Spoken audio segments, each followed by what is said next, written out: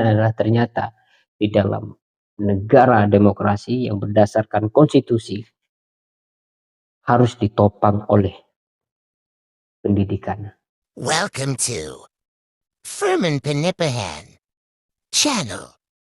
Halo, terima kasih pada subscriber yang menonton video ini. Terima kasih juga sudah mendukung channel ini supaya lebih maju. Dan saya berharap ada komentar-komentar supaya kita berinteraksi di dalam komentar ya. Jika ada request tentang satu pembahasan, silahkan tulis di dalam kolom komentar. Jika memungkinkan akan saya buat video tentang request itu gitu ya. Oke, kali ini saya akan berbicara tentang konsep politik Aristoteles. Konsep politik Aristoteles ini adalah pandangan dan analisisnya tentang konsep politik, bentuk-bentuk pemerintahan dan tujuan-tujuan politik. Pemikiran politik Aristoteles bercermin dalam karyanya yang berjudul Politika, di mana ia menguraikan pandangannya tentang struktur politik yang ideal dan peran negara dalam mencapai kebahagiaan bersama. Oke, beberapa poin tentang politik ya, konsep politik Aristoteles. Pertama, negara sebagai polis. Aristoteles menyebut negara sebagai polis yang bukan sekedar bentuk pemerintahan atau wilayah geografis, tetapi lebih merupakan kesatuan sosial dan politik di mana warga negara berinteraksi dan berpartisipasi dalam kehidupan politik. Polis menurutnya adalah tempat di mana manusia dapat mencapai kebahagiaan sejati melalui kehidupan bersama dan membangun karakter moral. Nah, itu yang pertama. Yang kedua, terkait dengan konsep politiknya adalah bentuk pemerintahan. Aristoteles mengklasifikasi bentuk-bentuk pemerintahan menjadi 3 bagian utama, yaitu ada bentuk monarki, pemerintahan satu orang. Yang kedua, ada bentuk pemerintahan aristokrasi, pemerintahan kelompok elit. Dan ketiga, ada pemerintahan politeria, yaitu pemerintahan berdasarkan kepentingan banyak. Ia juga mengidentifikasi 3 bentuk korupsi dari masing-masing bentuk pemerintahan, yaitu tirani atau korupsi monarki gitu ya, dan oligarki, korupsi aristokrasi, dan demokrasi, korupsi politeria. Ketiga, politeria, konstitusi dalam tanda kurung. Politeria itu maknanya adalah konstitusi ya. Menurut Aristoteles, politeria adalah konstitusi sebagai kesepakatan atau perjanjian antara warga negara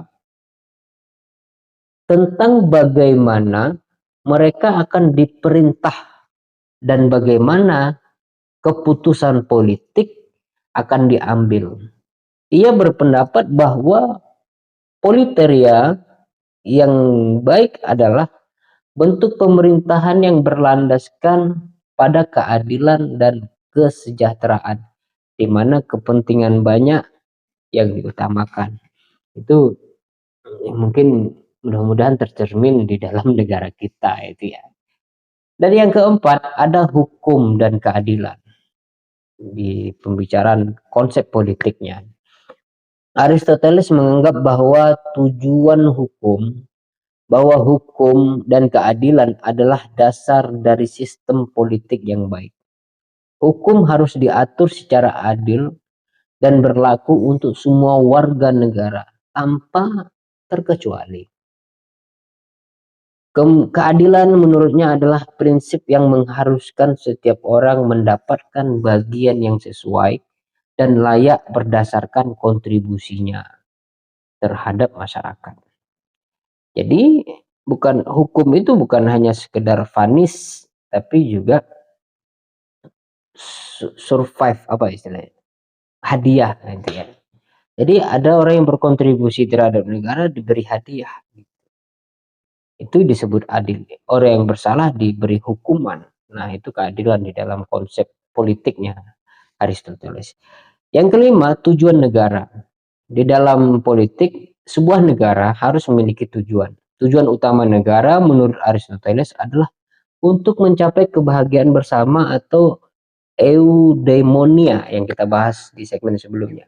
Yaitu kebahagiaan seluruh warganya.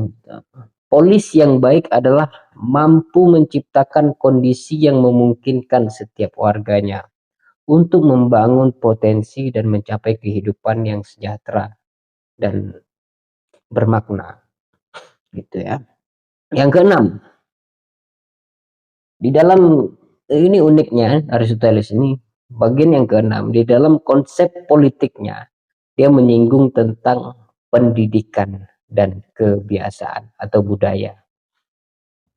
Aristoteles meyakini bahwa pendidikan dan kebiasaan sangat penting dalam membentuk karakter warga negara.